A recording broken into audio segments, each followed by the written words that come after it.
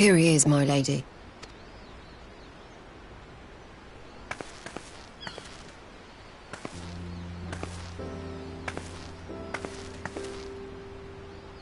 Gabu, it's been too long.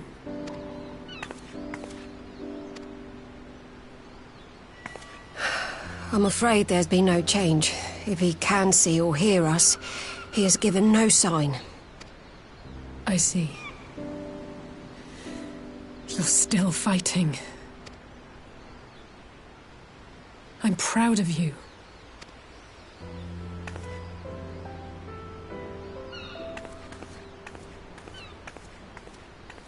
We promised that we would come and visit you together, didn't we? Alphino and I. I'm sorry that we haven't managed that yet. You know, with the three of us like this, does it not remind you of that night? Of the stars beyond count twinkling in the heavens? I was feeling pretty low back then. Powerless. But I knew that my brother was close by if I needed him, and that the others would be waiting for me back at the Rising Stones. Not like now.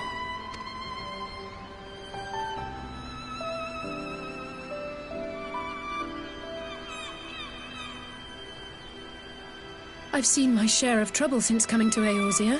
Been reminded again and again of my limitations, of how little I can change about this world.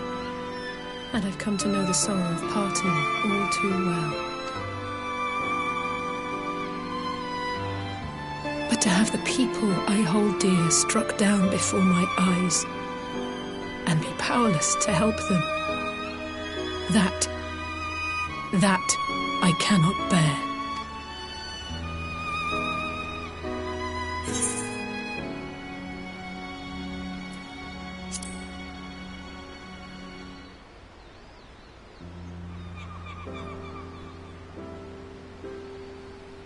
No, I don't. You're right.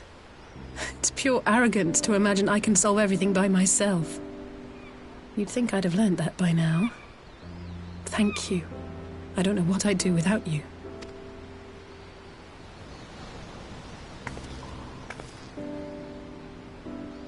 Well, that's more than enough brooding for one day. Come on. We have friends to save.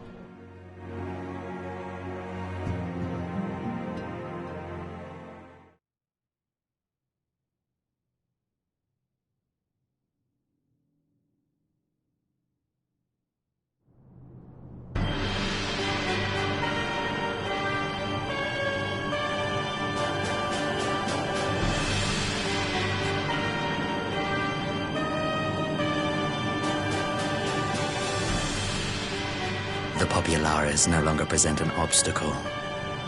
Now is the time to bring the Empire's might to bear. A word from your radiance is all it takes. But one word, and the Imperial army will fall upon Alamigo as a pack of bloodthirsty wolves and tear that feeble nation apart.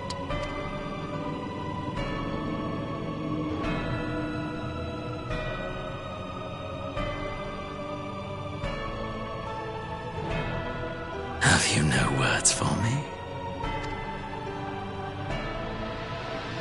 Despite the lengths I go to, an emissary playing the part of a fool. When first I took this face, I swore to use all of my knowledge, all of my power, to further the cause of the Empire. My deeds stand testament to my commitment. And with this adamant flesh at my disposal, I could destroy the Icon Slayer as easily as one might swat a fly. Why do you hesitate?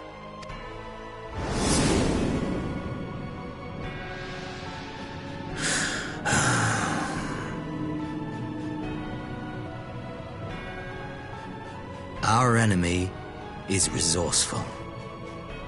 Though victory is certain now, it will not remain so indefinitely.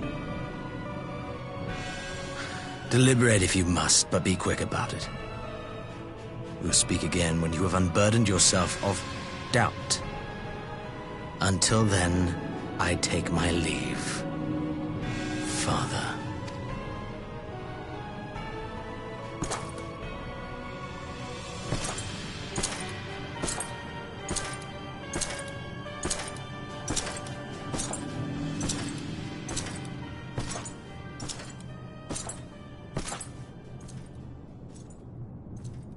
I should be the one to sigh.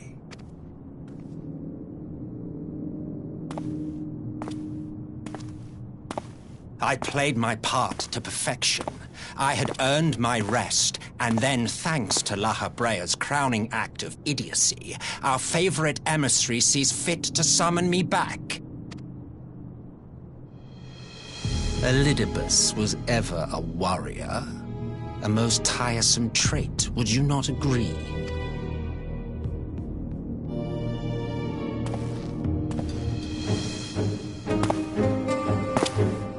What? Have you no words for me either? No matter. I've long grown weary of this mummery. Now, my dearest grandson, let me remind you of your place in the simplest of terms.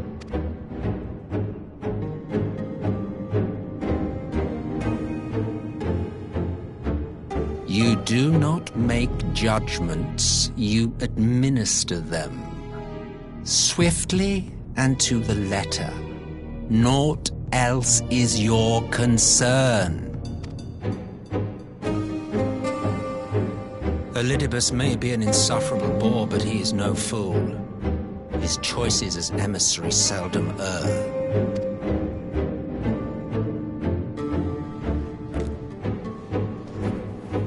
If aught threatens the balance twixt light and dark, it falls to you to remove it.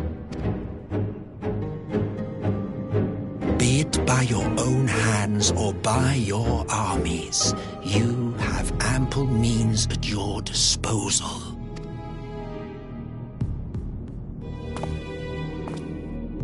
That is why this empire exists, why I built it. Oh dear, have I touched a nerve? You always were an easy one to read. I pity you, I do. As they say, ignorance is bliss. And I know how much happier you would be not knowing the things you know. The founding father was an Ascian, and he created the Empire solely for the purpose of sowing the seeds of chaos.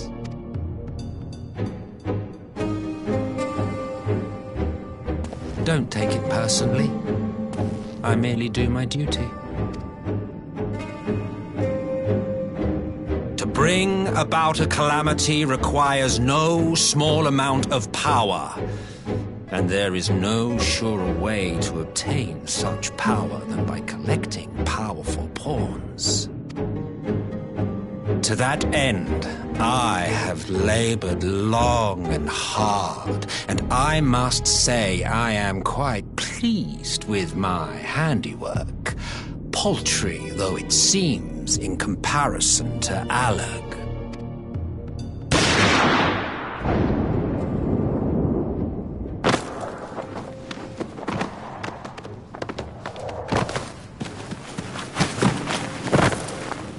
You fiends are overfond of your own voices.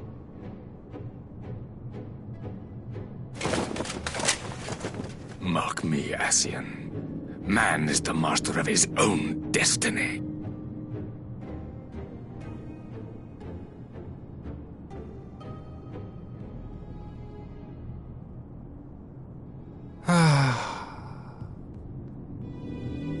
Such a waste of time and energy, both yours and mine.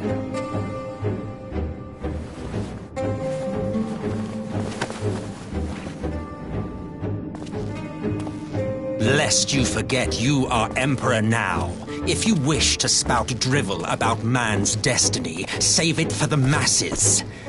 It will serve to give them a sense of purpose, and you pliant pieces for the game.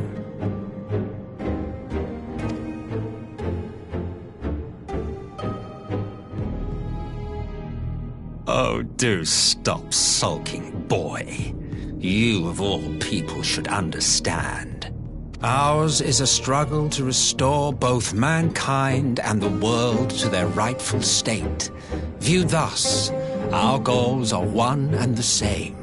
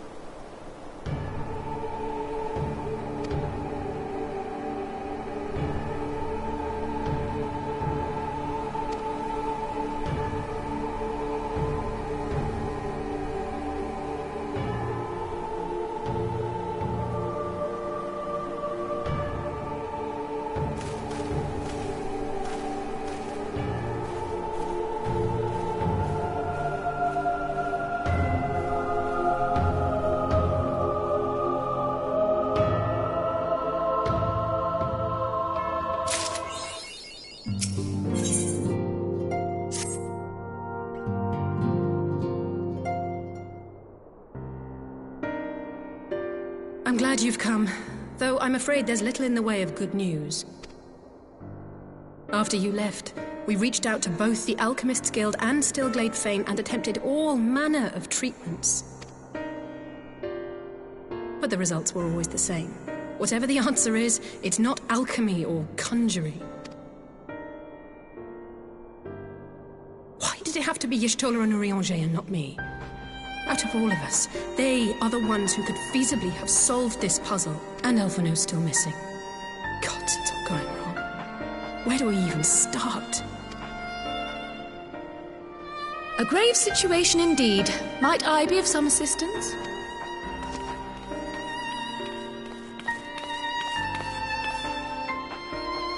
Cryle! I did not think you well enough to travel. When word reached me of the plight of our friends, I could not well stay away. As a fellow scion, not to mention your erstwhile mentor, this is one of those times you should feel free to call on me, regardless of my personal circumstances. Yes, I should have thought of that.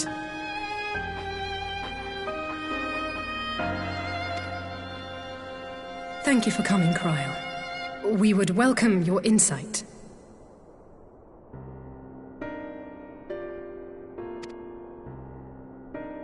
And I should be happy to provide it. Now, what's this I hear about Alphino heading into Imperial territory? That boy always did have some funny ideas. Do you remember the speech he gave when he was accepted to the Studium?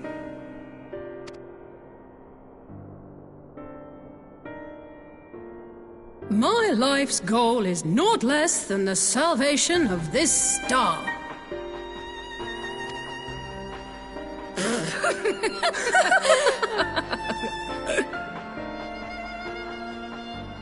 That particular grand pronouncement has been a source of great embarrassment to him, as you know. But the fact of the matter is, he meant every word and has lived his life accordingly. Yes, he remains altruistic to a fault. But I'm worried he was too fixated on his goals to see the dangers, as has happened before.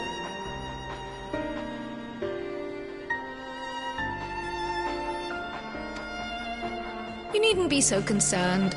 Though his values remain the same, Alphino is not the blinkered boy he once was. Slowly but surely his eyes have been opened, thanks to a certain someone. A certain someone whom he'd be mortified to learn had heard about his little speech. Mum's the word, eh? Right, I'd better have a look at our patients. They're in the infirmary, I assume. I'll need absolute quiet, so it would be best if I did this alone. If you'll excuse me.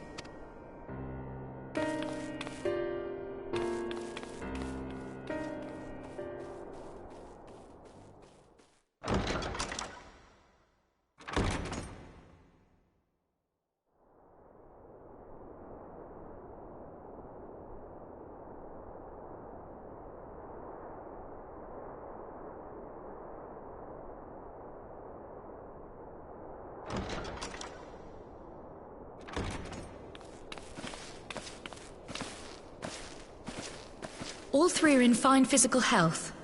At a glance, I would say they were merely sound asleep.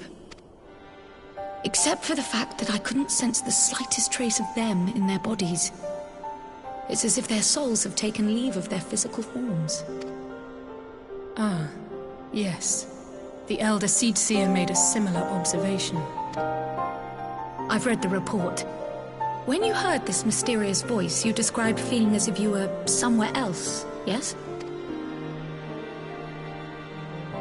If we assume the ether which comprises your essence is being drawn to some other place, then it may be possible to follow the trail it leaves behind, just as we did in our search for Thancred. I wasn't around for that, but I can't imagine it was easy.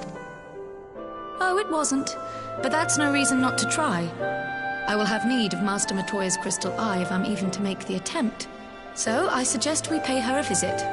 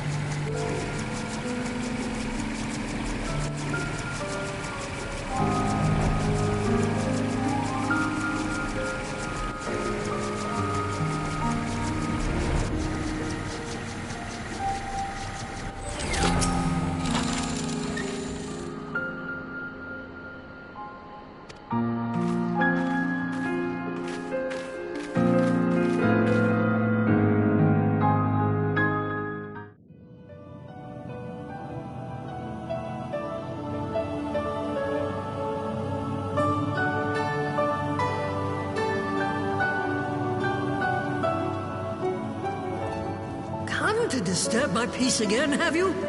I hide myself away in a cave, and still you people insist on pestering me with your problems.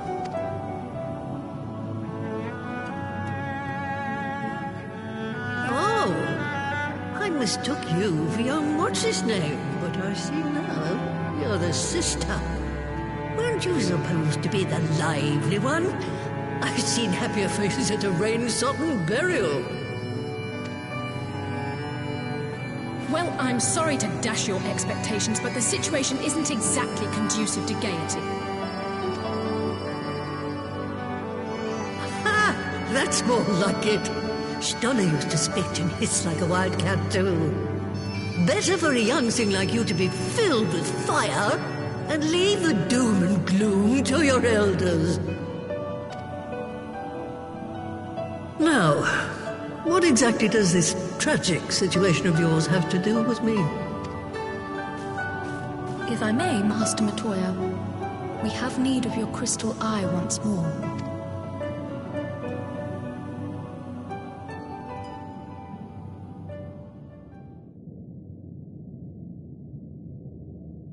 And Stoller is one of the afflicted, is she? Very well. She may be an ungrateful stray, but she's my ungrateful stray, and I'll not see her buried before I am.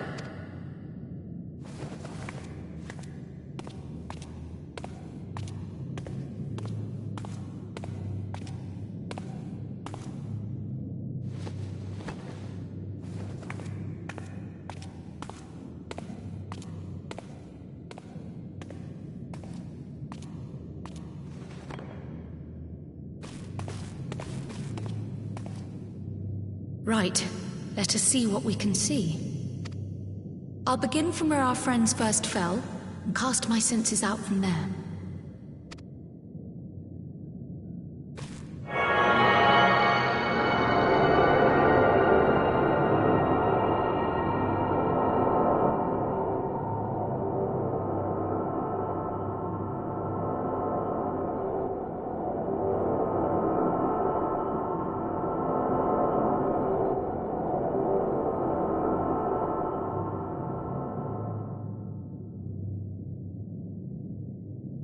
What is it? Did you find them? This doesn't make sense. How is it even possible? How is what possible? Kryl, what did you see? The threads, they just ended. And no, I didn't lose track of them. I followed them as far as they went. It's as if they were cut off. Could their ether have dissipated if it had? Oh gods! Their bodies are just husks. It's like the broodmother's daughter all over again. No, this is different. The Kalyana girl was already dead, body and soul, when Lakshmi effected her resurrection. Aye, let's not jump to conclusions. If their physical forms yet breathe and show no signs of wasting, then it follows that their souls must still be intact somewhere. But where? That's the question, isn't it, girl? Death has not taken them to the ethereal sea, yet there are no tracks left for us to follow.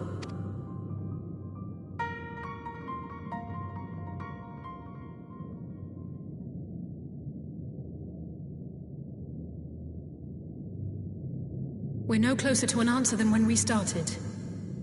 But knowing their souls are still out there is progress of a sort. We just have to keep looking.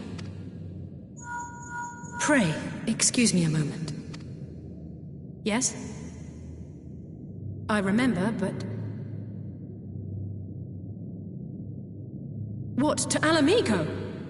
We're on our way. That was Lise. Apparently, a group of Populares have defected to Alamigo, and Maxima, the envoy Alphino left with, is one of them. I'm sorry. I realize we've barely begun here, but...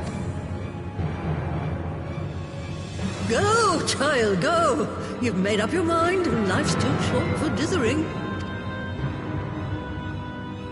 I'll do some digging in the meantime and see if there isn't some other method we could use to continue the search. Let's be off then.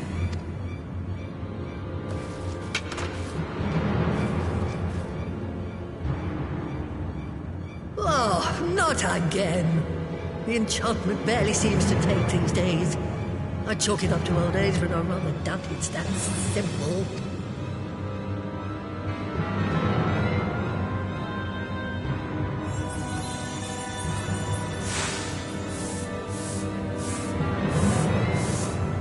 Before they took ill, Y'shtola and Urianger were sharing notes on a thinning of the ether. It seems to be happening all over. Does it now? And here I was, all set to blame my woes on that creaking mountain of refuse clogging up the Thaliac. I fear something has gone awry. Still, there's naught to be gained from starting in shadows. You can only do what can be done, and that but one thing at a time.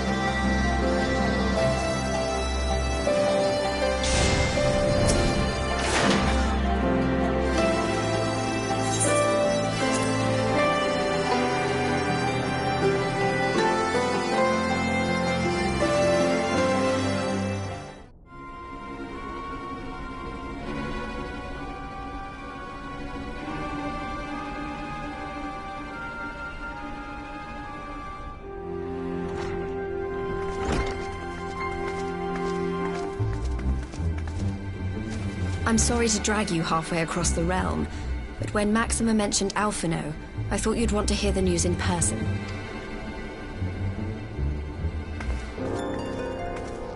Ah, we meet again. Though I was hoping our reunion would be under more auspicious circumstances. What happened to my brother? Where is Alphino? Never fear, my lady. Your brother was in fine health when I took my leave of him, and I have no reason to assume that has changed. You assume? If you will allow me, I shall endeavor to explain events.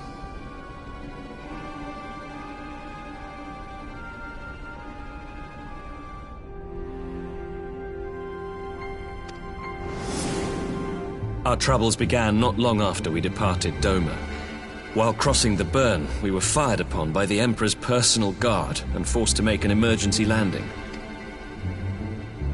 As we stumbled from the wreckage, our attackers fell upon us again, and we would have perished there and then were it not for the intercession of a third party, a band of mercenaries whose leader claimed to pursue a vendetta against the Ascians.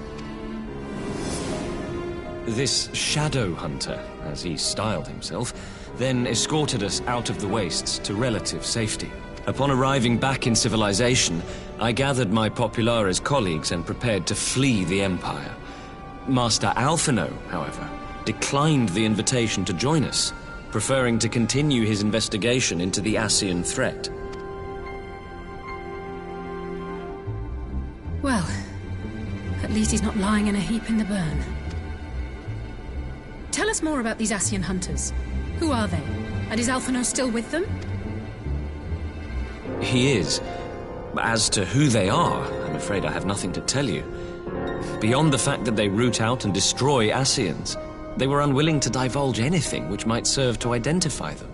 They would not even reveal their next destination. But Master Alphino asked to accompany them all the same. Since parting company with your brother, we've been engaged in a game of cat and mouse with the Emperor's Guard. We made our way through province after province, finding the army busy restoring order wherever we went, until we finally arrived here in Alamigo. I cannot thank Commander Aldin enough for giving us such an unexpectedly warm welcome. I'm not inclined to turn away refugees, no matter which land they call home. And if they can tell me how things lie in Garlemald, all the better. On that subject, there is much I would tell you.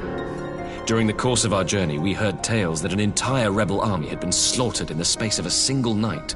It would seem my former comrades grew tired of putting down uprisings in the conventional manner, and chose instead to bring a formidable new weapon to bear. Details were sparse, but the rumor alone was enough to dampen the flames of rebellion. I have also heard reports that several companies have withdrawn from their designated provinces and begun marching westward. It is my assessment that the Empire's forces are mobilizing for a large-scale military engagement.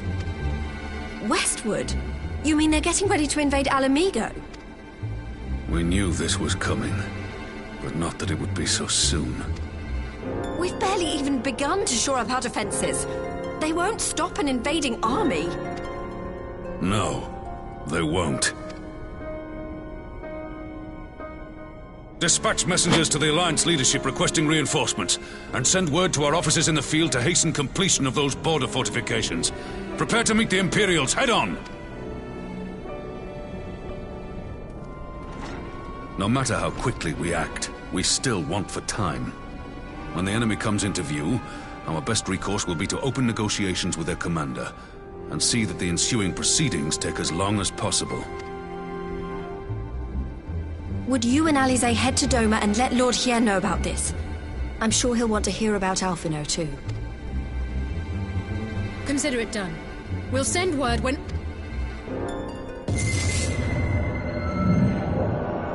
Untold sorrow must be changed. Ahead looms a calamity. Eon become instant. Throw wide the gates.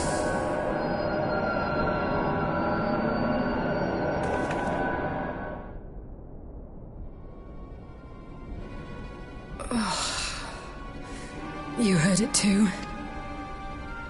Well, at least we're both still standing. Oh, thank the gods. I thought we'd lost you for a moment there. Why does this keep happening? I wish I knew. Nothing we've tried has brought us any closer to an answer. We'll keep working on it. But first, we need to go and see Lord Hien.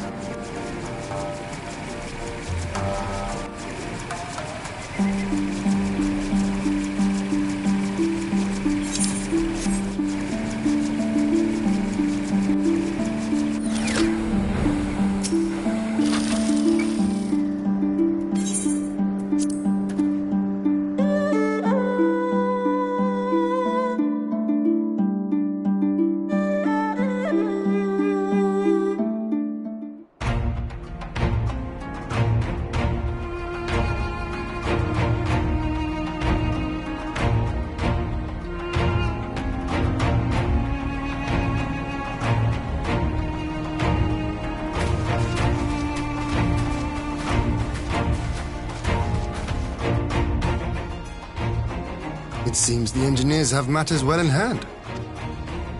Should the barrier work as we intend, Doma will be free to reinforce her allies in Alamigo without fear of weakening her own borders. Honored friends, the time has come to put your hard work to the test. Start the generator.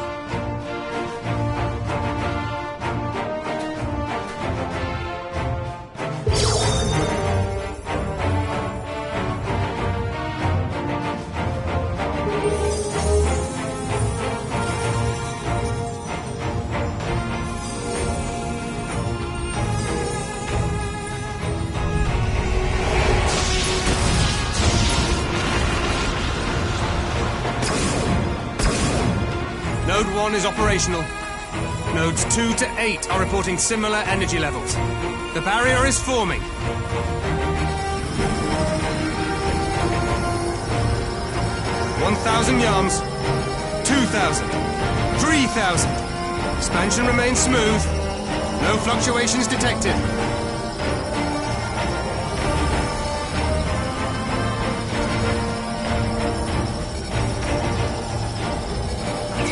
4,000! 5,000! Target altitude reached! The barrier is holding steady at 5,000 yards! We've done it!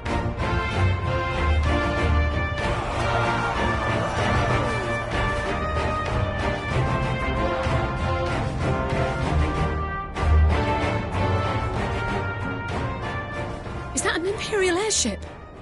Of all the rotten timing. But this is a gift, Mistress Alize. They can test our new wall for us.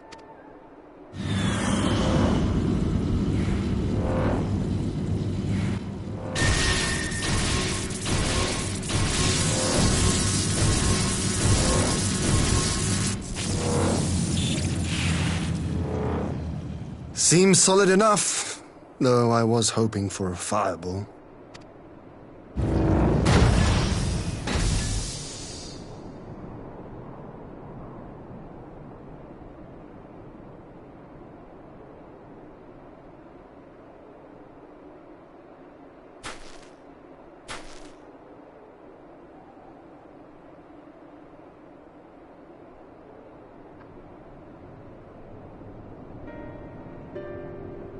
By the gods, it's Alphino.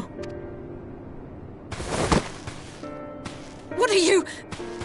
Let me go! He has my brother! Lower the barrier!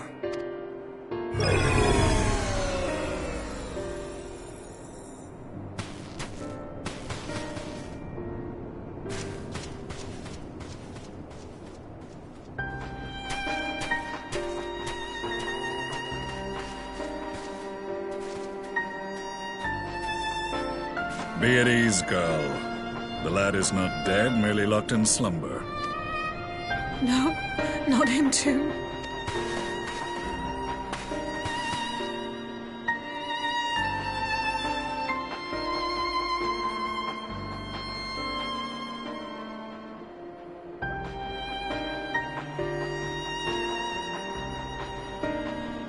We could identify no cause and found no remedy. Thus I sought to return him to Doma, and into the arms of Lord Hien himself, it would seem. It is a day for fated reunions. Would you not agree, adventurer? Or should I address you as the Warrior of Light?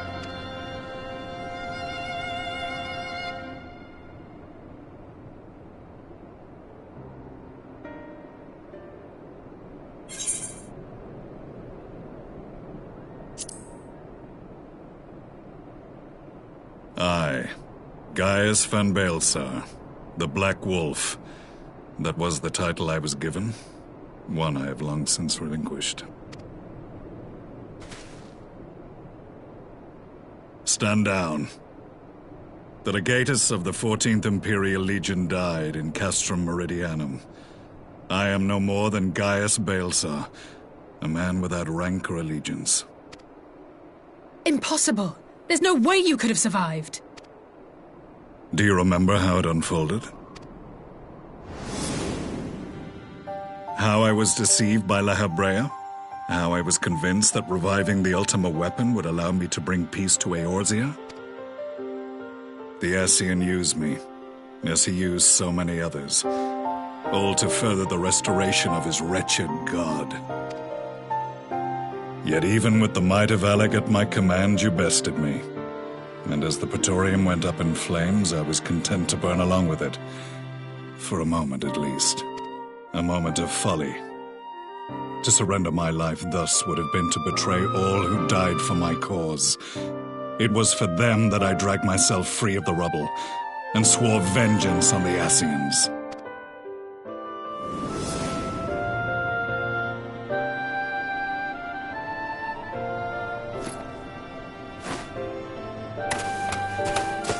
The Black Wolf has shed his pelt, never to return to Garlemald or her legions. I live now only to exact revenge.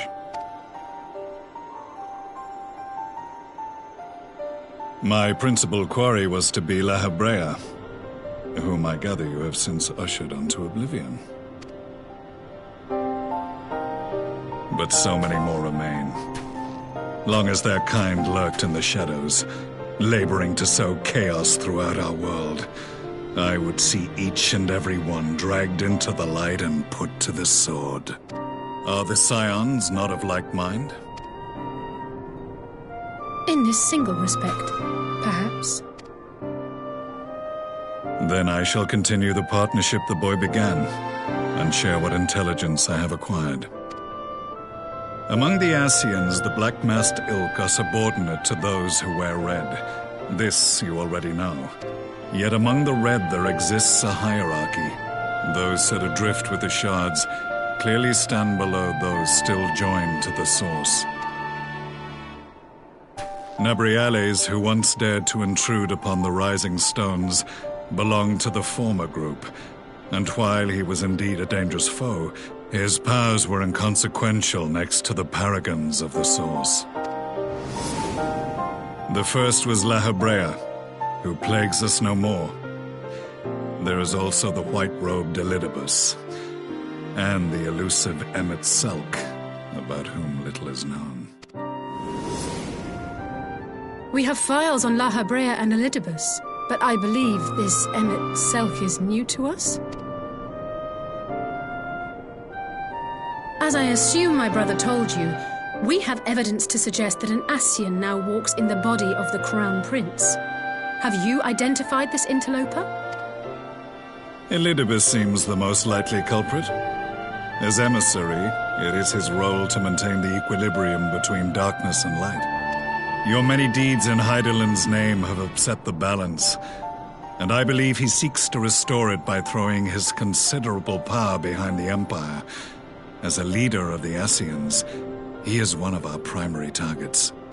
It was on the trail of this very prey that the boy and I came across the scene of a failed uprising. In the absence of a single Garlean casualty, we inspected the bodies of the rebels, and the lack of any external injury drew my immediate attention. They had been slain by Black Rose, an alchemical invention of the Imperial Army. When I yet served as legatus, I ordered its production halted, and all stockpiles destroyed. Toxic gas is not a tool of conquest, but of extermination. Toxic gas? This must be the new weapon Maxima warned us about. Something deadly enough to sweep away all resistance in a matter of hours. Gods. You don't think they're planning to use this in Alamigo, do you? Put your fears to rest. We infiltrated the production facility and destroyed all existing stores of the chemical along with the plant itself. Even should they rebuild the operation, they will not soon manufacture another batch. Regardless, I would draw your attention to a directive we discovered in the plant's records. The document was marked with a recent date and authorized with the signature of one Zeno Ciegalvus.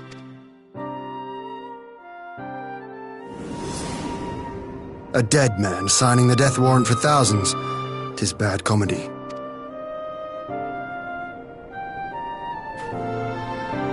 But the tale does not end there. Within that same facility was a chamber filled with devices of elegant design. Cloning technology, we realized. And what should we find in each and every incubator? But a young Emperor Solus.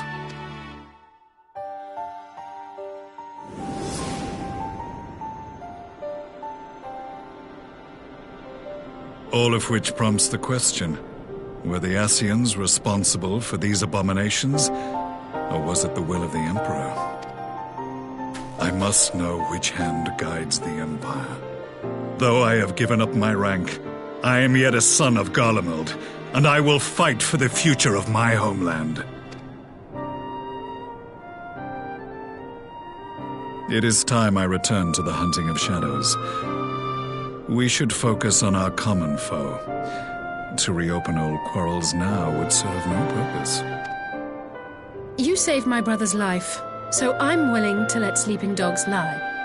But in truth, it's not my decision to make.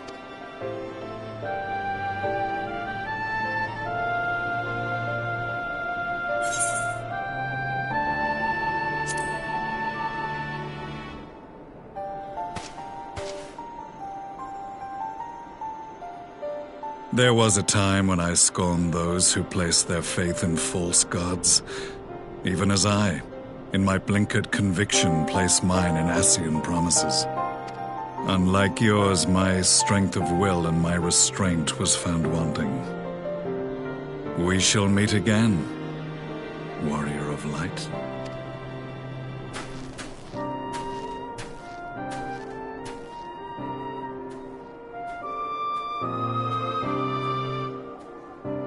So that was the infamous Black Wolf.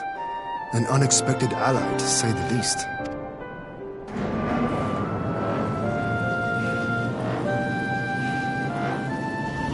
Well, I am content to leave the fine-tuning of the barrier to cleverer minds. Let us bid our friends from the ironworks farewell, and see what can be done for Alphino back in Dorma.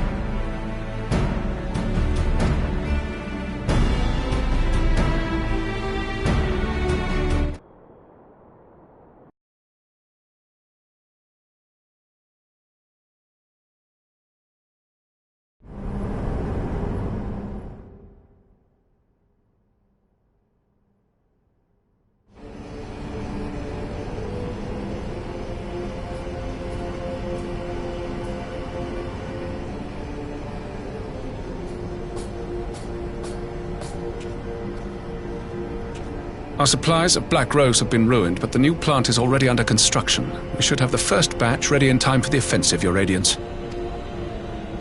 See that you do.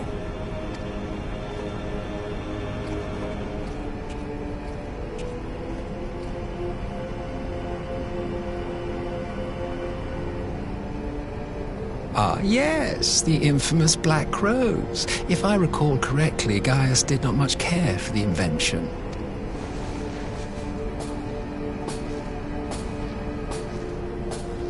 A ruthless and indiscriminate weapon indeed, this airborne poison. It seems you are capable of making decisions worthy of your bloodline. With no gift for sorcery, we Garleans must look to Magitech to even the odds.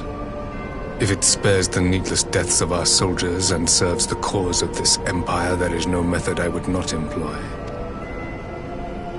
How very noble of you.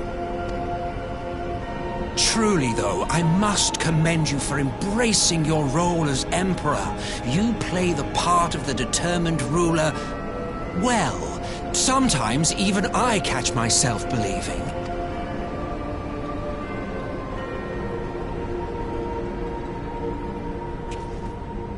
A silent agent of death. Now that I think on it, Black Rose may well possess the perfect aspect. Slowly but surely, the deluge of light has worked upon the ether here in the source, and the gas should be most susceptible to its influence. Well, I shall leave you to your own devices. Go forth and bloody the land with your grand and glorious war.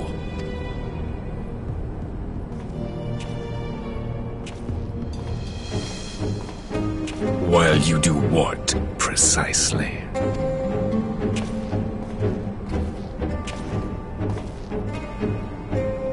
Need you ask? I will be doing what all Ascians do. I am well aware that your kind exists only to usher in the next calamity. But you seem oblivious to the harm your singular agenda causes to the Empire. You cannot have forgotten the events which followed your mortal demise.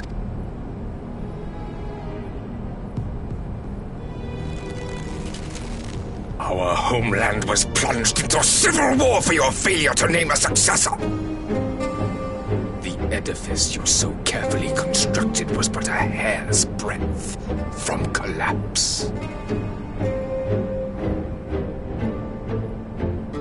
Are you truly so naive? You thought me oblivious to the consequences of a departure so painstakingly timed? It was by design? Well, of course it was. Though I will admit the resulting panic exceeded even my wildest expectations. But how can you be surprised? Throwing the world into disarray was the very purpose for which this nation was, as you say, so carefully constructed.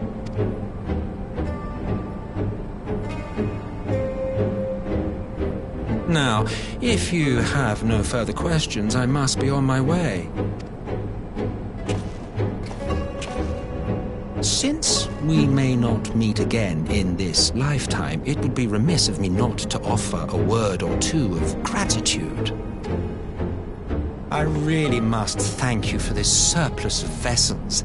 I can mold any host into my own image, but having bodies tailor-made for me in this fashion is so much less tiresome. You dabbled in Allagan cloning techniques, yes? It certainly is a compelling, not to mention entertaining, field of research. And of all the options available, you chose the Founding Father on whom to experiment. You have a twisted streak to you, Varus. Like grandsire, like grandson, hey? If events play out as planned, this will become something of a family enterprise. You will be the capstone of this world, I the anchor and shard, and together we will give the lie to this star's fraudulent existence.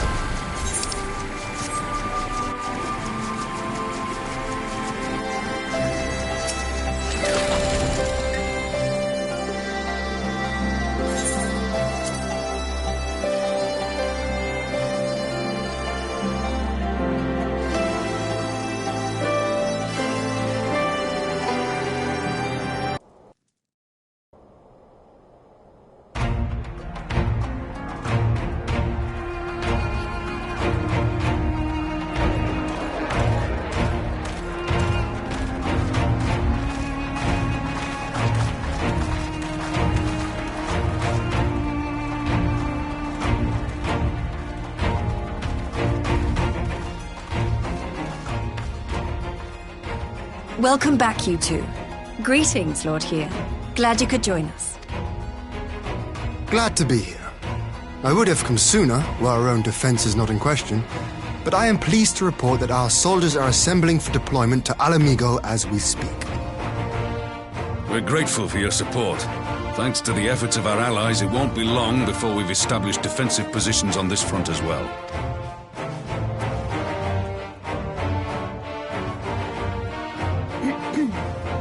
We have some good news too. Alphino has come back to us. As for the bad news...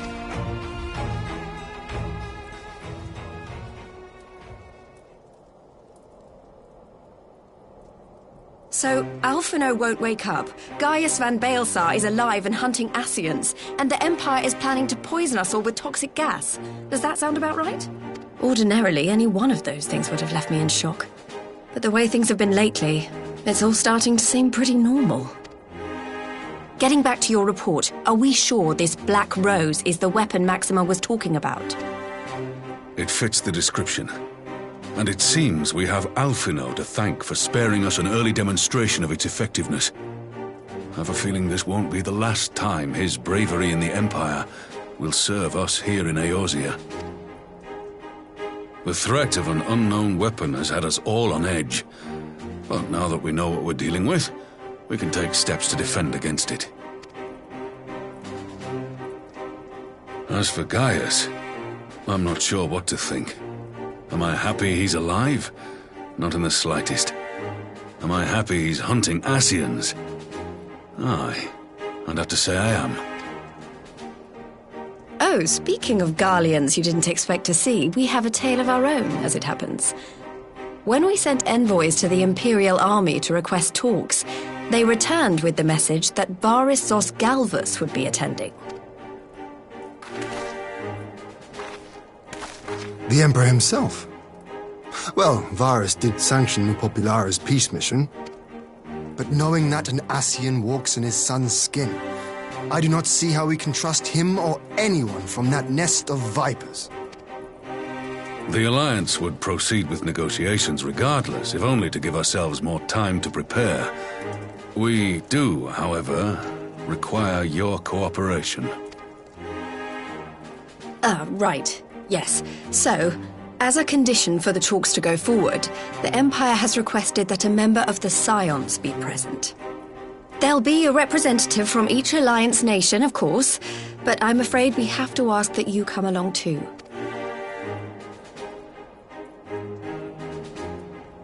Gods, Lise, you know how much I hate politics. But then, what choice do I have?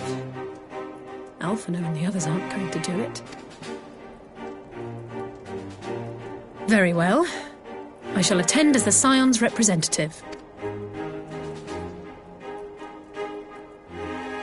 In case you're wondering why I didn't ask you, the Empire also requested the presence of Eorzea's champion.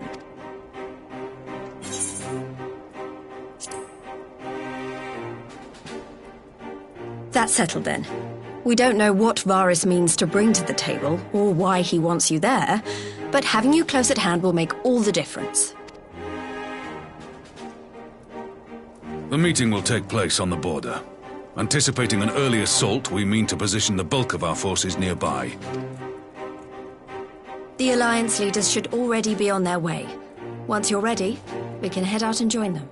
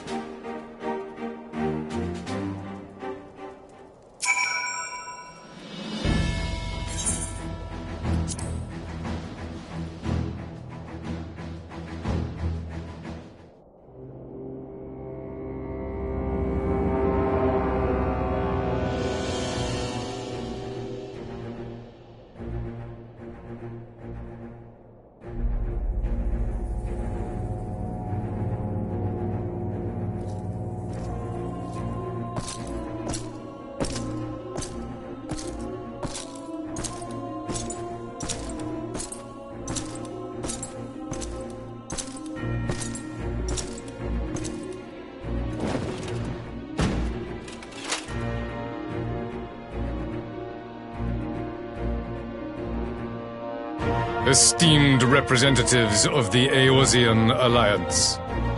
On behalf of the Gallian Empire, I thank you for inviting me here today.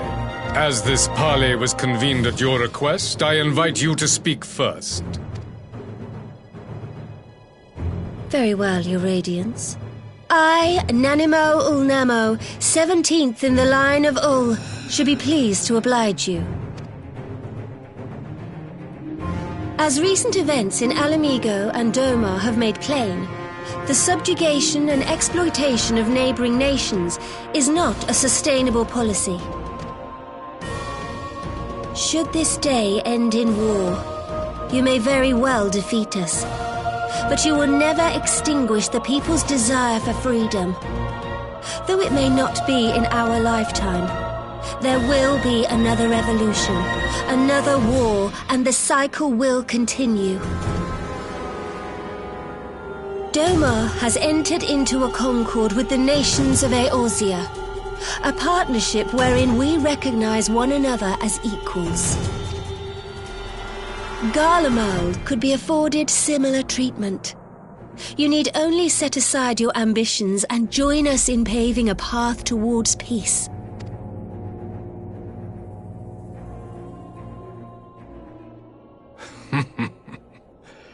You will not win me over with sophistry, Your Grace. As you know only too well, this alliance lacks the strength to keep the peace within its own borders. Even now, your struggles with the Beastmen continue unabated. Divided, you sow this fertile soil with the seeds of your differences and reap naught but discord and chaos for your trouble. Eorzea must be united under one leader, one purpose. I would offer you both and bring an end to your strife. With all due respect, Your Radiance, the only thing that you offered the people of Alamigo was fear and hopelessness. The citizens of Doma can also attest to the meager arms of imperial rule. There is no purpose to be found in a life of oppression, each day more uncertain than the last. Our people are willing to die for their freedom. A great many already have, and countless more will, if we don't put an end to this madness here and now.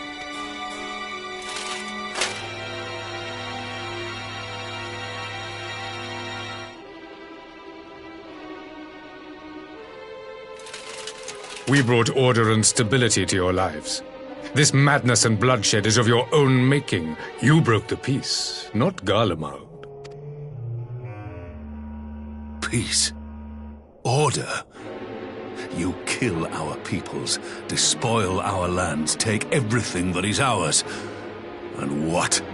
You expect us to lick the boot that grinds our faces into the dirt?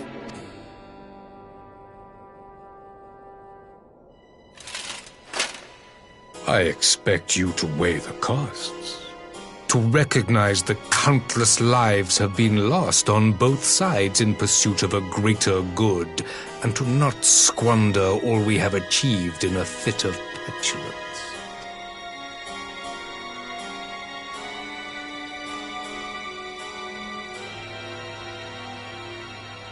Your Radiance, I fear I can personally attest to the dangers of pursuing one's vision with such righteous fervor. For 1,000 years, the Holy See of Ishgard waged war with dragons. 1,000 years of sacrifice, of sorrow and hate, in which we bathed in the blood of friend and foe alike. Had it gone on any longer, we may well have drowned. Yet we have chosen to raise ourselves out of this bloody spiral, and have since made peace with our former enemy. So I understand. No doubt the dragons were more receptive to your overtures in the wake of their leader's demise.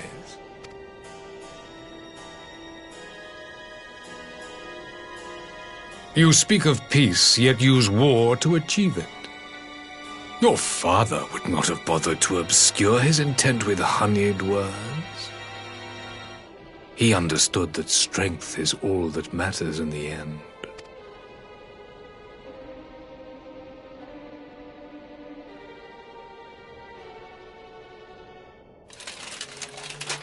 Without his clarity of vision, I can but wonder what will become of Ishgard and her people.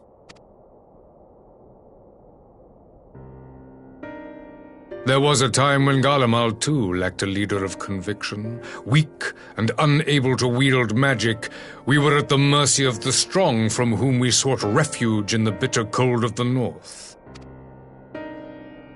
Were it not for the discovery of ceruleum and the subsequent development of Magitech, we might never have gained the power to take back that which was rightfully ours.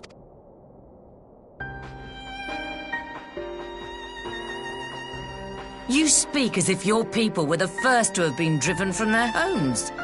Limsa Lominsa was built by wayward souls in search of a place to call their own. On the shores of Vilbrand we found it, and from those humble beginnings did we grow and flourish. And all without robbing our neighbours of their liberty.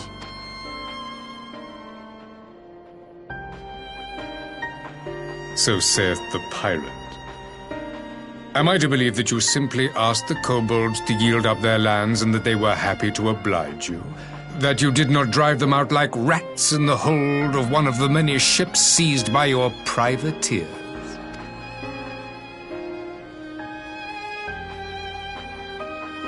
I will concede that after centuries of exile, reclamation may be mistaken for invasion. Nevertheless, it is not. And those who till stolen soil have no right to object when cast out in turn.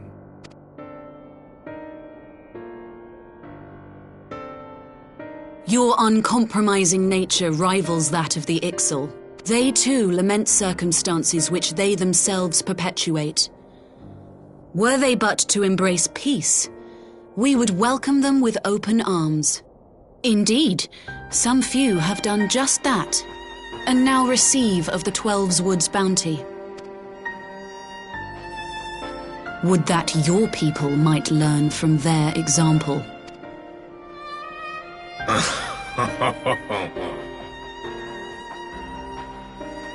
You dare compare us to the Birdmen? You who thought to invoke the 12 and threaten all of creation?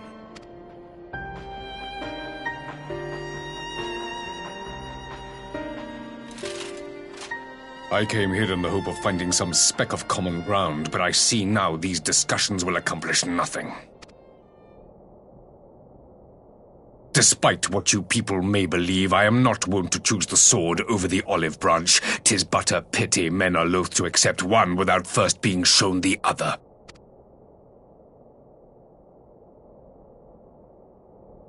Wait! I beg you.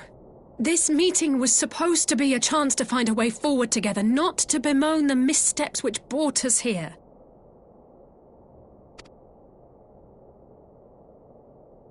Please. If you truly consider violence a last resort, there must be a way we can come to an agreement.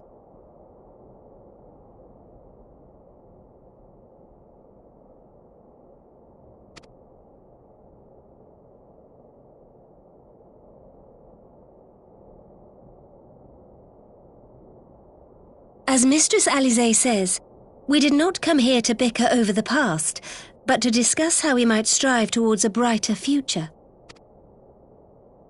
Emperor Varys, may I suggest a short recess, that all present might compose themselves prior to beginning anew?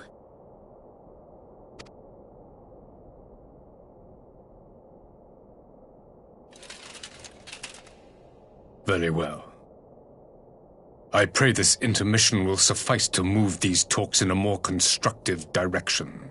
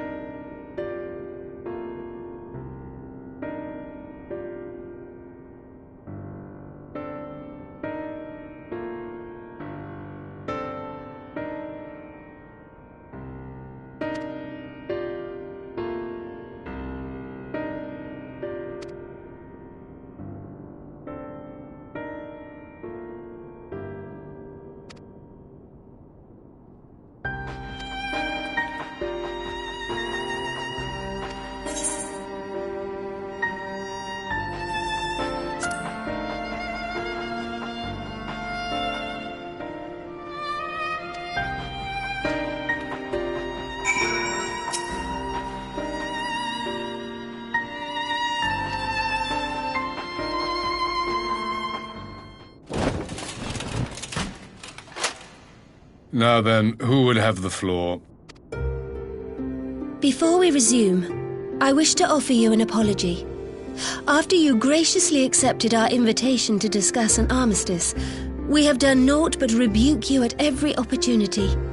I believe I speak for all of us when I say we are deeply sorry for our discourtesy.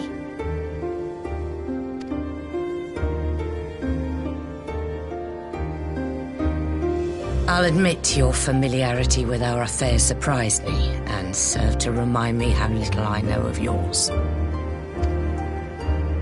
I think all here can understand the desire to reclaim one's homeland.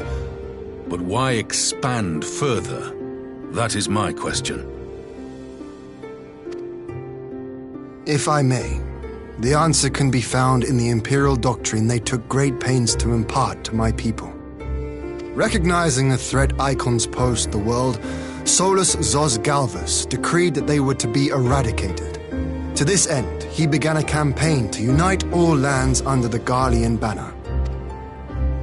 Or so we were taught. Yet the Emperor only reached the burn, the barren said to have been laid waste by icons, after conquering all the lands that lay between. What is more, I am quite certain the practice of summoning was not nearly so widespread in the days before the Empire's founding. When you put it like that, it all starts to sound like an excuse, doesn't it? But to distract from what? Why are you really waging this war?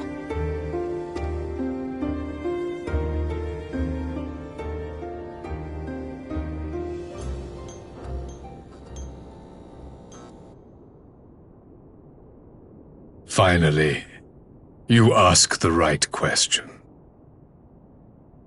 I can but hope you heed mine answer and at last accept the righteousness of our cause.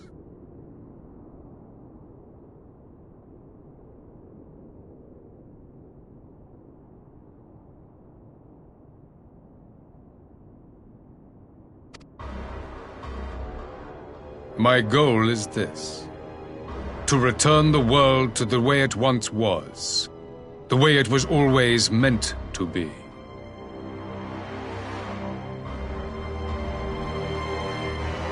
In doing so, mankind will be made whole once more.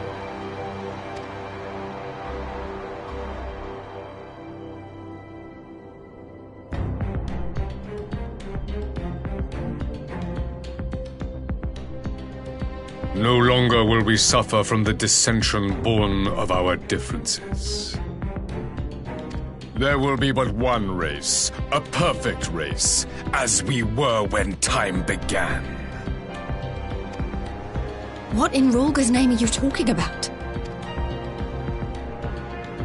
I am talking about the origins of this star, of the source and its 13 reflections. At the instant of the great sundering, 'twas not only the world that was shattered, but mankind itself. Thus were we divided into myriad races, each with its own unique imperfections. That is why man looks upon his neighbor and feels fear and hatred, why he wages war, why he kills his brother. You all in your own way have proven as much today. The peace you seek is but a fleeting solution to a fundamental problem. One which calls for more drastic measures. To bring about everlasting peace, our worlds must be rejoined. That is the goal the Empire would see realized. The glorious future unto which we shall one day shepherd mankind.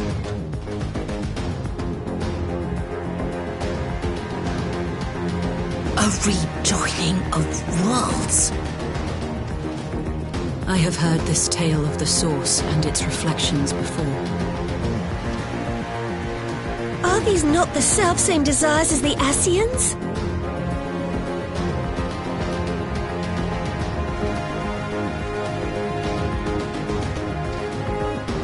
Emperor Varys, do not trust in their words.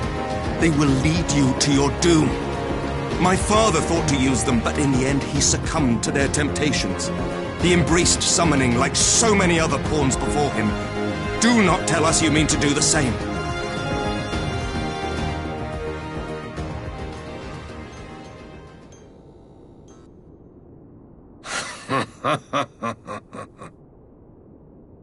To be a pawn, free from the burden of choice, would be a blessing.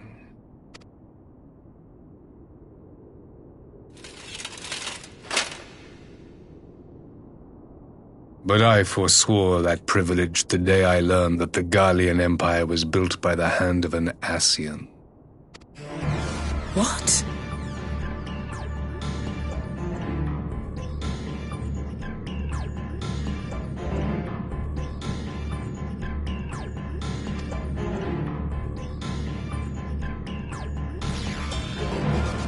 Yes. My grandsire, the former emperor, is of their number.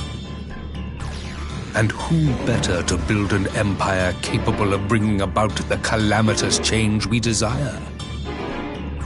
Would you condemn me for this alliance, for bowing to the will of these shadowy masters, when the prize is true and lasting peace?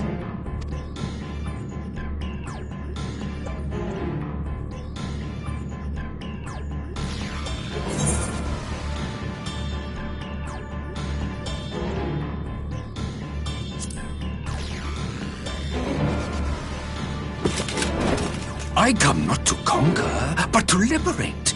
To free man from the prison of divergence.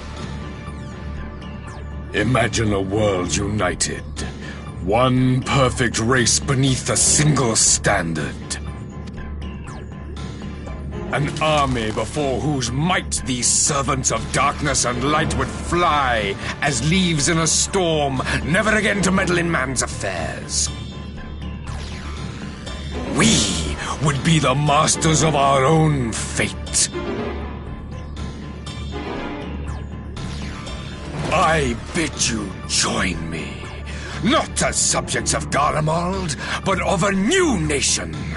And together we shall win freedom for ourselves and generations yet unborn.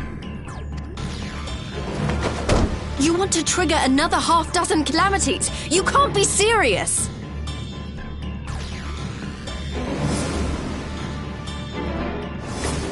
Have you forgotten how many died? There will be no one left!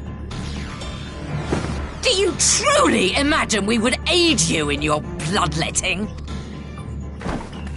It is unthinkable! Unconscionable!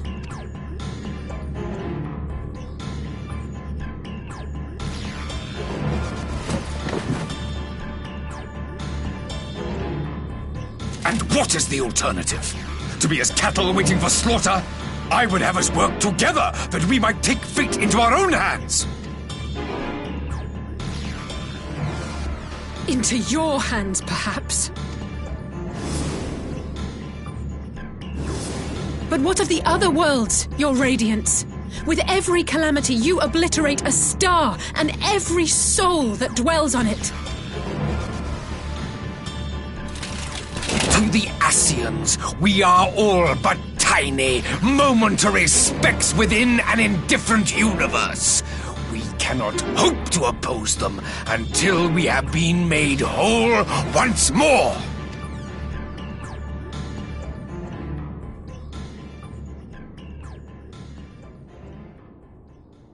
Are these truly the words of Garlemald's ruler?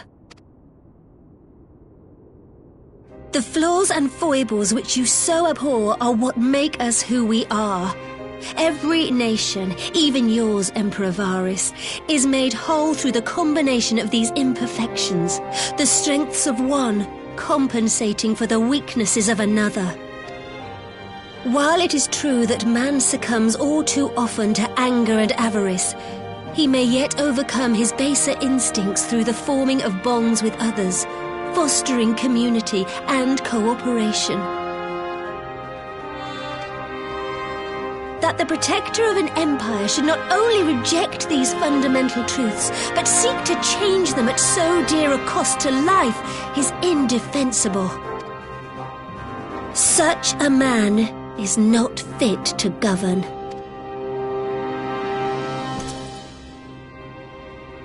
And you, warrior of light, would you refuse me as well?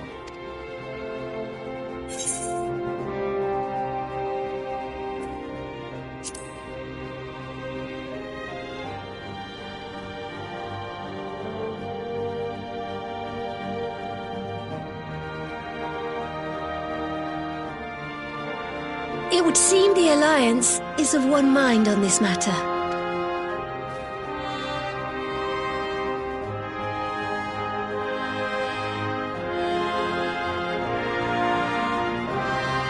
You Eorzeans never cease to disappoint me.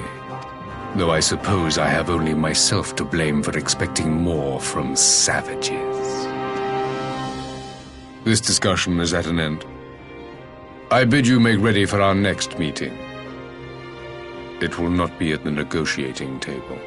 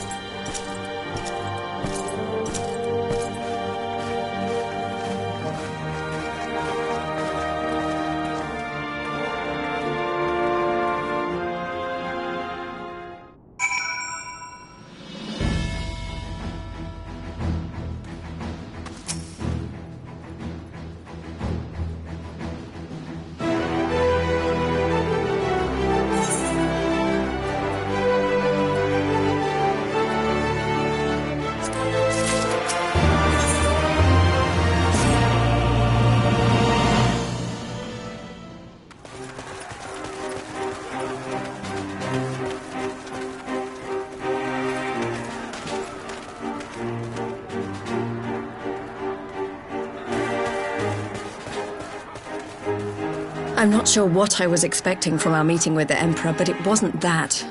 Still, at least we know now what he's really after. Aye, a future built on a mountain of bodies. I too want the Ascians dead, but not at any cost. The last of the reinforcements from Dorma arrived not long ago. I pray it will be enough. Given the Emperor's stated goal, this is a battle we can ill afford to lose.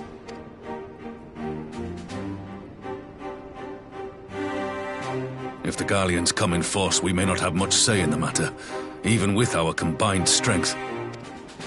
We knew from the first that the odds would be against us. But if there is even the slightest chance of victory, we must do everything in our power to seize it.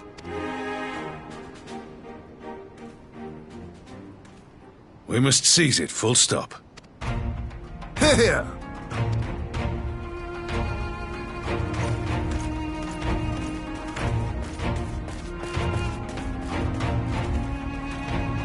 The two of you are to join an irregular unit and support the main host. I won't bother asking if you're minded to fight. After coming this far, how could I not? And for once, there's no one around to countermand me. Not that they would. Not even my brother. But we all know who'll really make the difference. Ready to frighten some Garleans? I wouldn't want to be on their side. Might I ask you to accompany the Dorman contingent? They are strangers here, and your presence would do much to raise their spirits.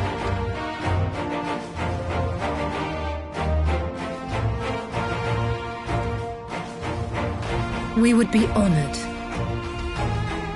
When our people stride out with you in their midst, I dare say the Eorzeans will feel an ilm taller themselves. High spirits have a way of spreading. What I wouldn't give to join you. But my duties as field commander will not allow it. I'll leave the front lines in your capable hands.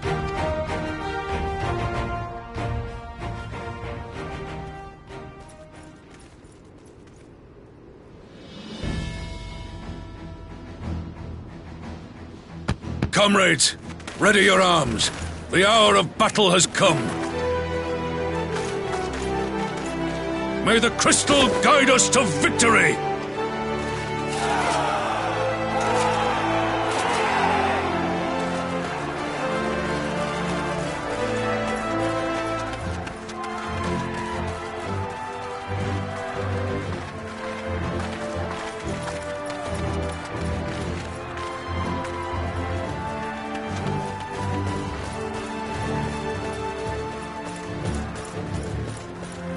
Since the others couldn't be here, we'll have to fight twice as hard.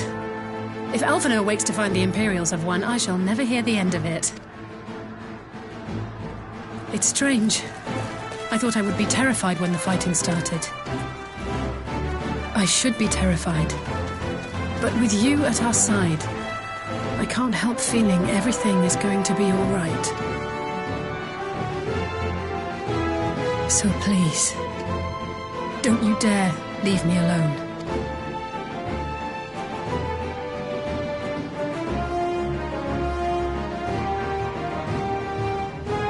No matter what happens, we have to survive together.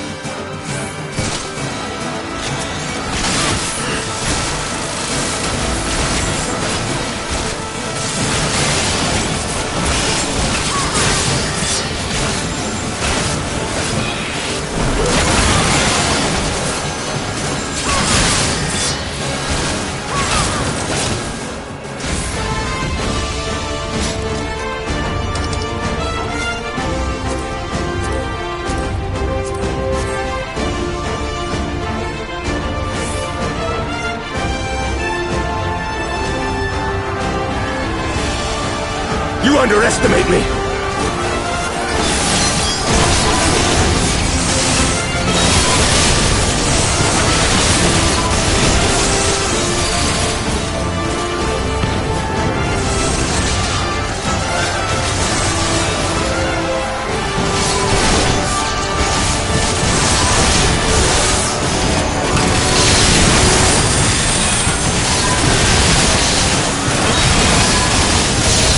Out of my way!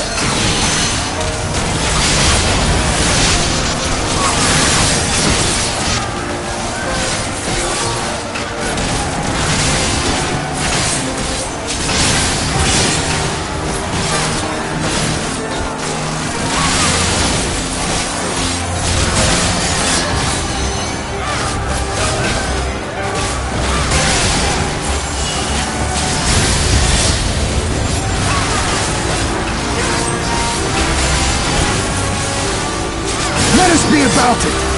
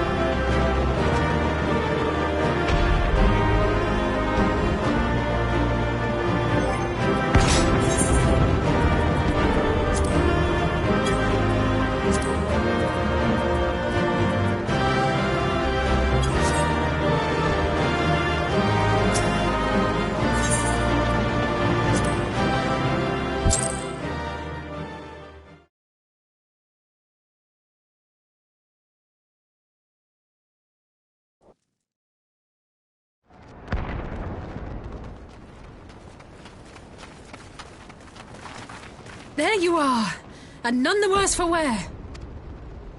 Indeed. I had hoped we might do more to help, but there seems to be no one left to fight. A tactical withdrawal, perhaps? We should give chase. Finish them off while we have the chance. Imagine the other surprise when they wake to find the war already won.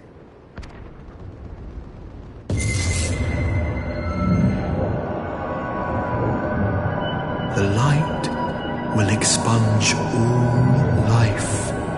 Only you can forestall the calamity. Throw wide the gates. No! Not like...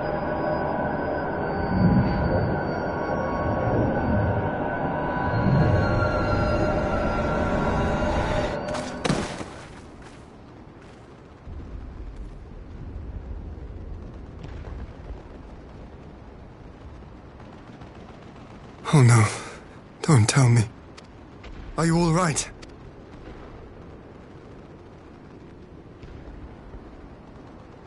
Quickly! We must get her back to the encampment.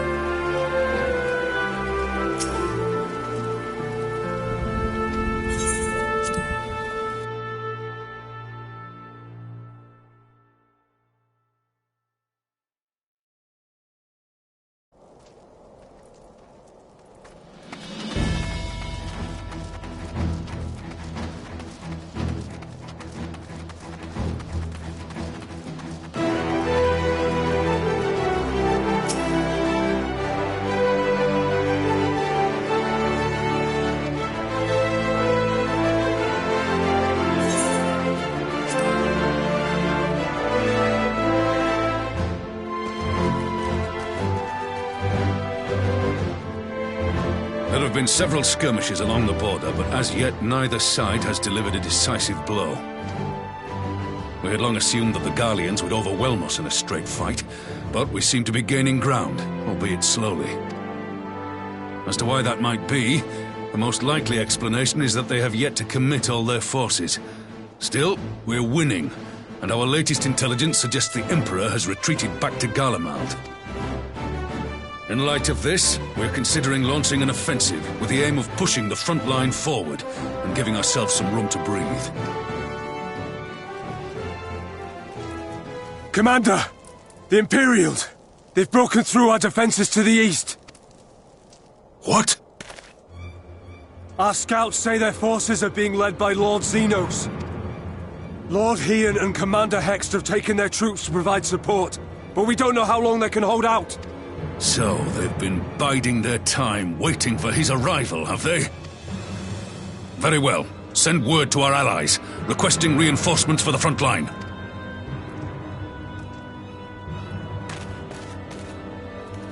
Should the worst come to the worst, I may need to enter the fray myself.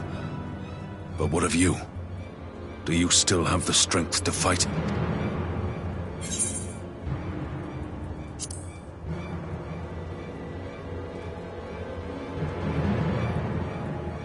Much obliged. Given the choice, I'd take you over 100 soldiers.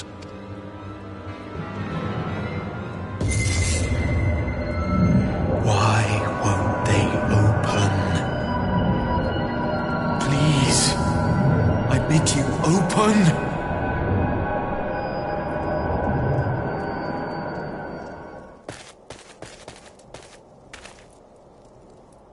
What's wrong? Is it the voice again? Are you sure you're in a fit state to do this?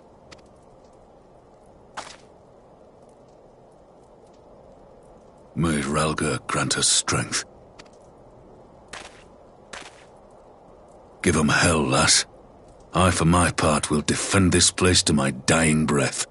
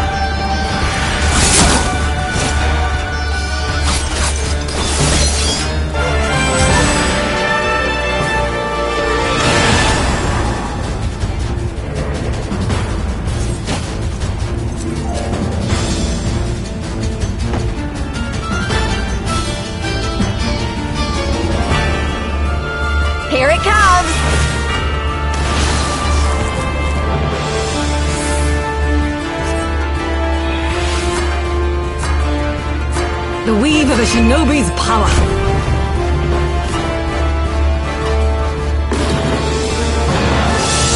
The art of my forebears.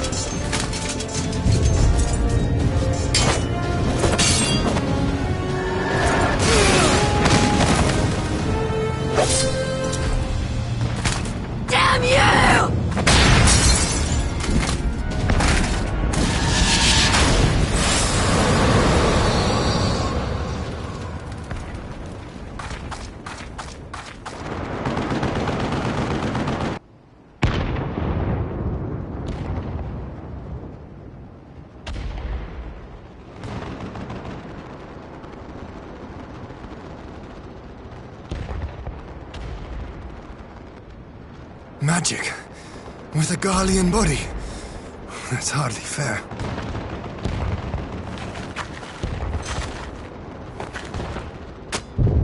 Still, he must be stopped, no matter the cost.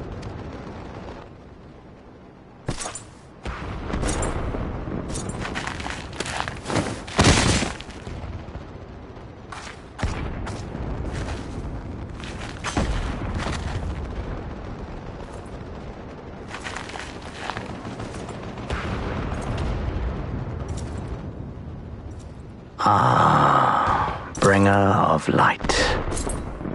It has been too long.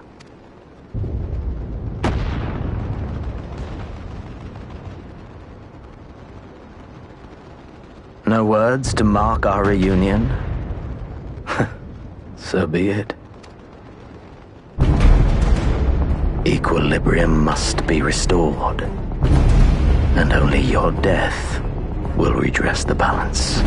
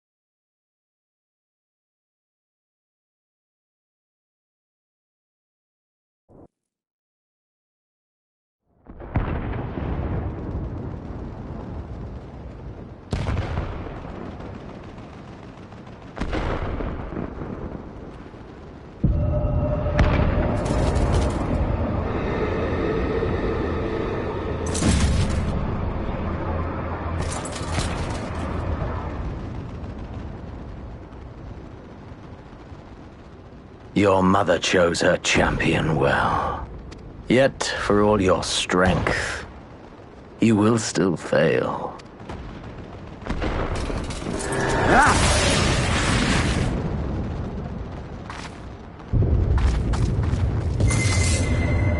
Please, I beseech you.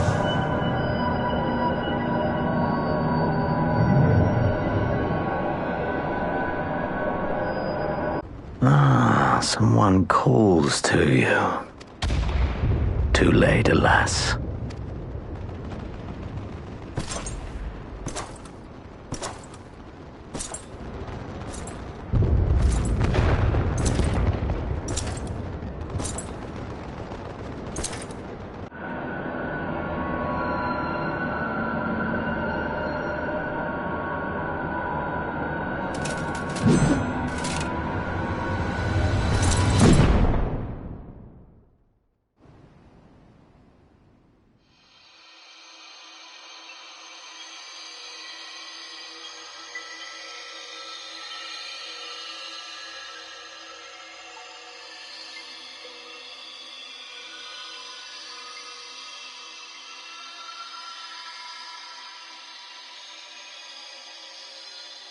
At last, I found you.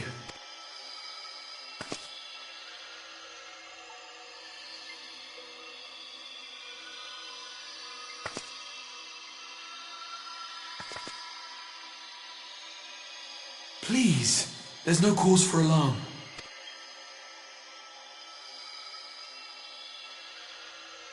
Though, I confess, this is not where I had intended to meet. But the place of our meeting is of no consequence, like the war you wage. Win or lose, the path you walk leads only to oblivion. The better path leads you here, to me. I have need of your strength.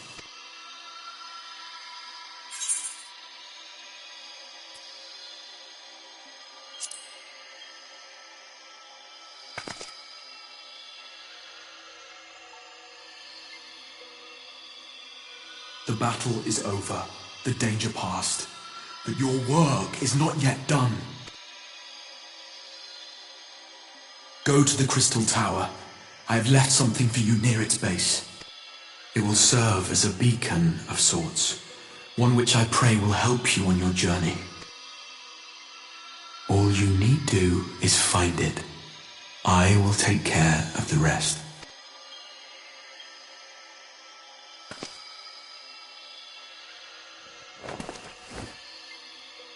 Soon, we will throw wide the gates, and the path to the first will be yours to walk at last.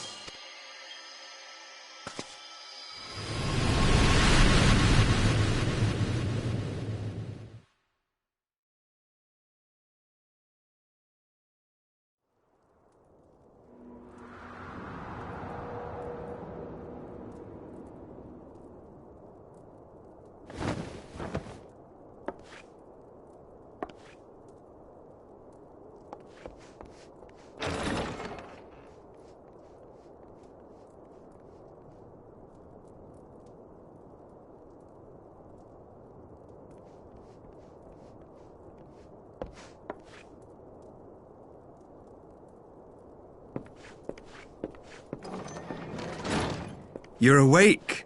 Thank heavens.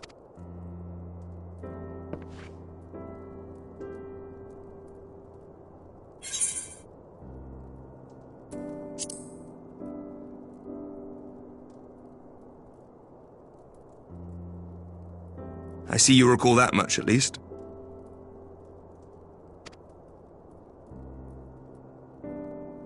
In the midst of your duel, it is said you faltered, and that the Crown Prince seized the opportunity to deliver a mortal blow. Yet before his blade could find its mark, he was distracted by the arrival of a second adversary who bore you away from the battlefield and into the hands of our chirurgeons.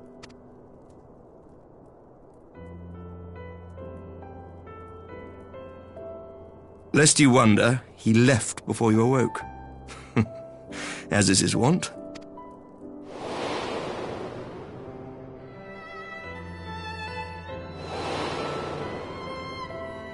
Estinian never was one for emotional farewells.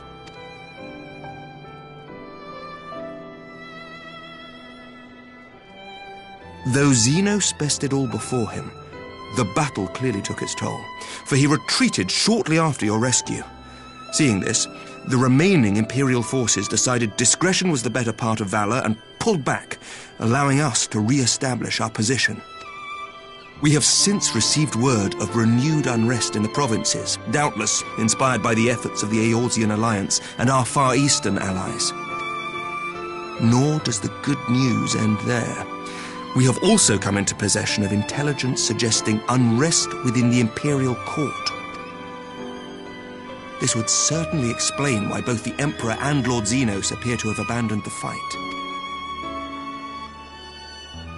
A long-awaited ray of hope in these dark times.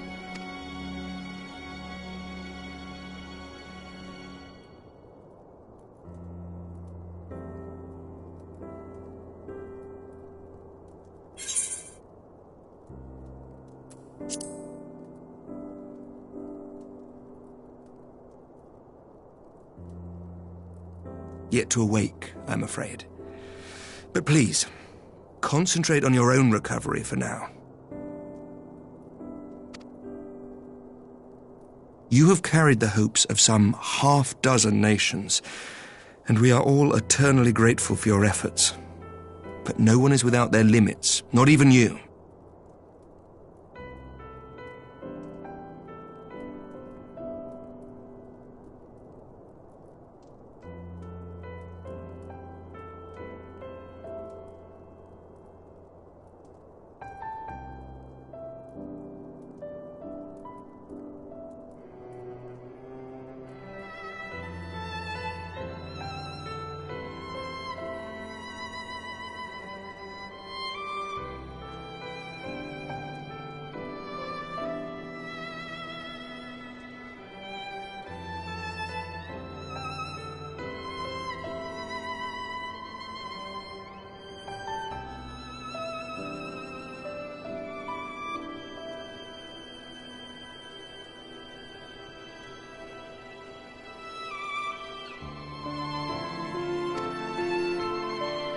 Leave this fight to us, my friend. You have earned your rest. But before I forget, I was asked to deliver a message as soon as you awoke. A reminder that you are not alone, though many of your allies have fallen. When you are well and rested, you are to return home, where friends will be waiting for you.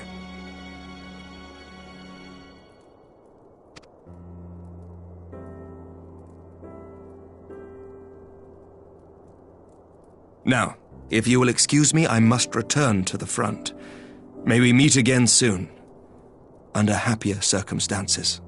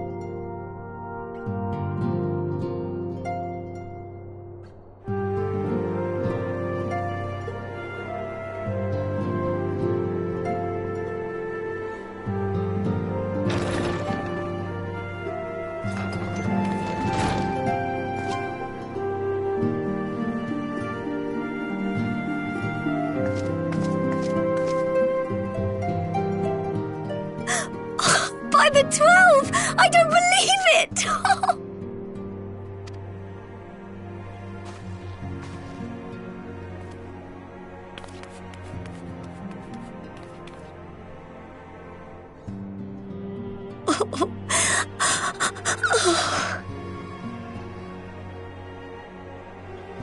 I rushed back as soon as I could. I swear, my heart nearly stopped when I heard you'd collapse like the others. What in heaven's name is going on?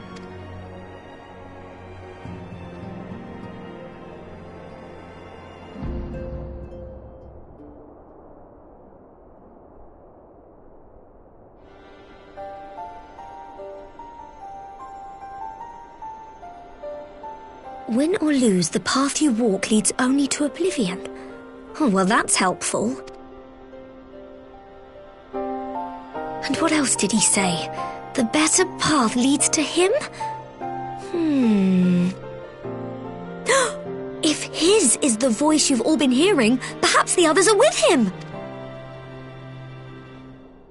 Sir Emmerich said the fighting had reached a stalemate, didn't he? But if that monster masquerading as Xenos comes back... Thancred, Y'shtola, Urianger, Alphino, Alize... You're going to need all of them on your side to defeat him. And I forbid you from going to face him on your own. Do you hear me? So if you must leave, go and find the others. Bring them home.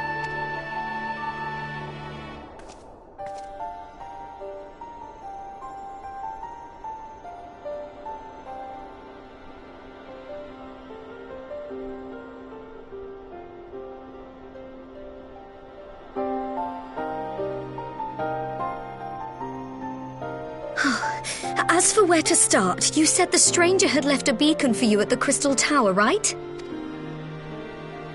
But how are you to find it, now that the tower has been sealed shut?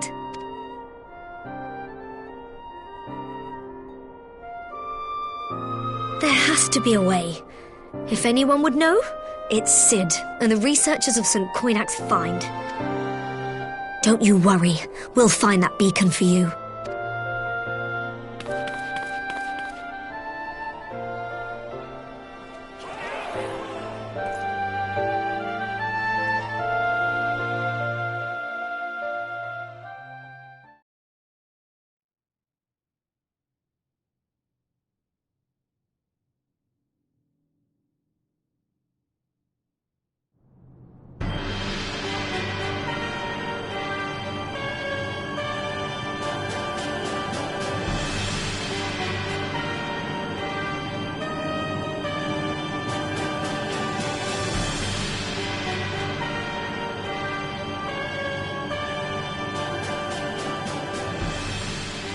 I pray you have good reason for abandoning the front.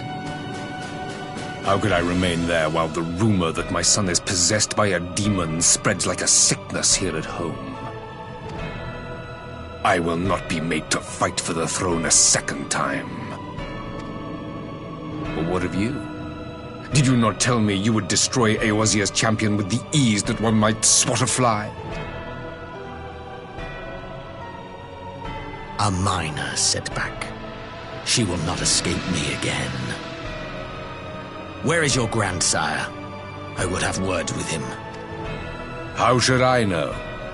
Do you hide from each other's sight as well? I imagine he's doing what all Ascians do. He must have found a way to take advantage of this turmoil. Men are not pawns to be played with, Ascian. You underestimate us at your peril. This war will not be decided by you and yours. Man must choose his own fate, and I, for my part, will do all within my power to see Garlemald emerge victorious.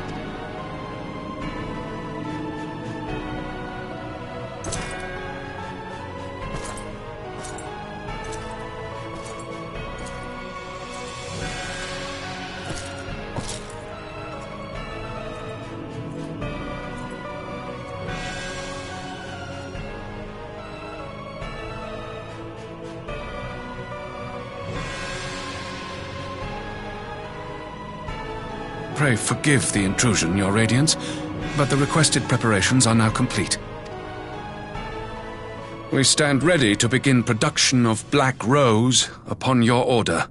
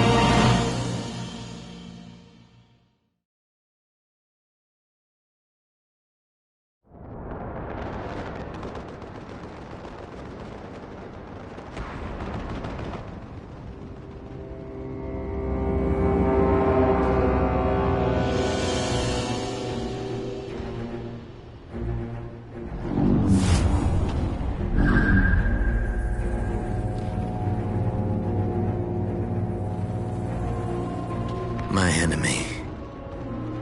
My friend, had I been but a step faster.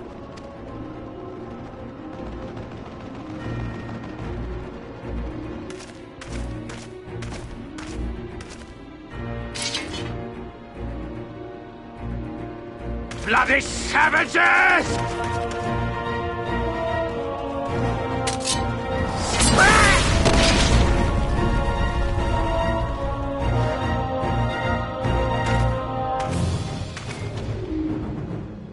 A pity your hunt leads you elsewhere. Not that I am surprised. May you find joy in it. Grow stronger, more savage, and savor every triumph.